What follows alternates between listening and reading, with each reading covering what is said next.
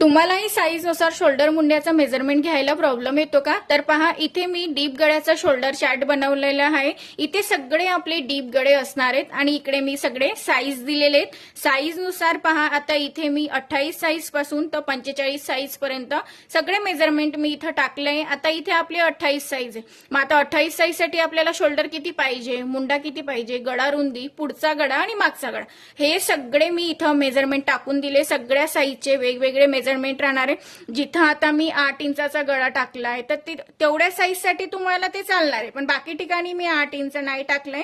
तर इथं जर आपल्याला 8 इंच ह्या साईज साठी जर 8 इंचाचा गळा आपल्याला घ्यायचा असेल तर आपल्याला शोल्डर आणि मुंड्यामध्ये आपलं हे वाढ होणार आहे। म्हणजे जसा 5.25 इंचाचा मी इथं शोल्डर घेतलं तर आपलं इथे 5.5 इंचाचा शोल्डर होईल आणि 6 इंचाचा मुंडा होईल। म्हणजे जेवढा आपण शोल्डर घेतो त्याचा हाफ इंच जास्त आपल्याला मुंड्याचं मेजरमेंट हे घ्यावं लागत असतं।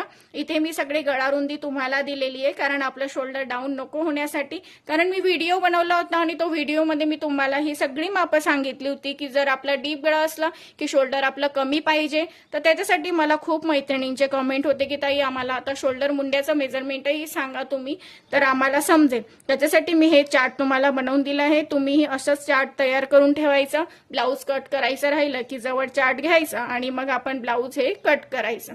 तर तुम्हाला जर युजफुल वाटत असेल हे शोल्डर चार्ट तर तुम्ही नक्की याच्याबद्दल ट्राय करा, कारण मी माझ्या ब्लाऊज मध्ये हे ट्राय केलं, तेच मी तुम्हाला सांगितलेलं आहे। तर तुम्ही नक्की ट्राय करा आणि व्हिडिओ आवडल्यास लाईक आणि फॉलो करायला मात्र विसरू नका।